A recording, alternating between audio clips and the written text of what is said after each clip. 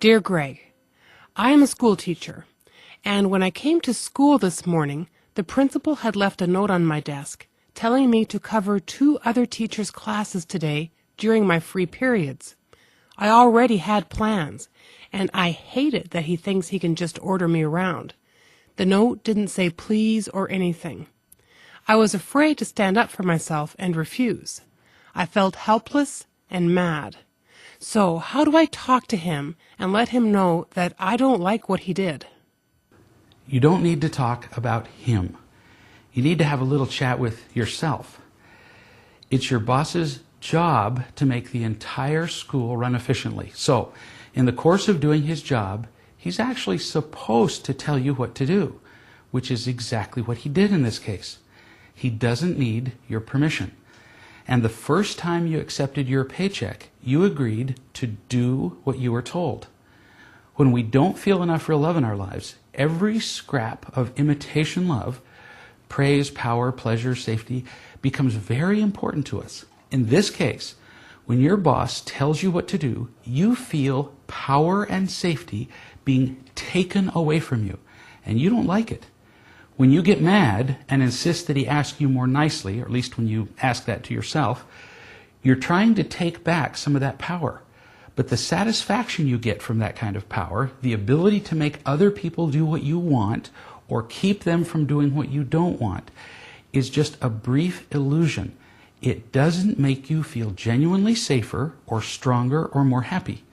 Sure, it would be nice if he asked you instead of telling you what to do.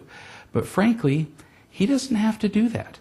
And if you insist on it, you'll set yourself up for constant disappointment and irritation. You need to recognize how selfish you are being here. If, as you suggested, you stand up for yourself and refuse to do as he tells you, for example, someone else will have to cover the other 2 teachers' classes. And essentially you're saying that you want anyone to be inconvenienced except for you. I am not criticizing you here, only helping you see what is true. When you can see what is true, rather than just what you want, you can make much better decisions. You're angry here not because of his behavior, but because you are feeling empty and afraid. And in that condition, almost any inconvenience is enough to push you over the edge. And then you think only about what you want rather than what the boss and the school need. Don't look for reasons to be offended. You can always find those. And it doesn't make you happy. Then, when you get offended, the boss certainly feels your resistance, and it has a really negative effect on your working relationship. Instead, do 2 things. First, remember that your behavior comes from emptiness and fear, that it's your problem, not his. Second, do what it takes to get more of the real love that you need, from friends, family, whoever. With increased understanding and with more love, you won't resent your boss's directions. Instead, you'll cheerfully volunteer to help whenever you can. You'll enjoy work much more with that attitude, and so will your boss. Don't try to get other people to be nicer to you or to do things your way.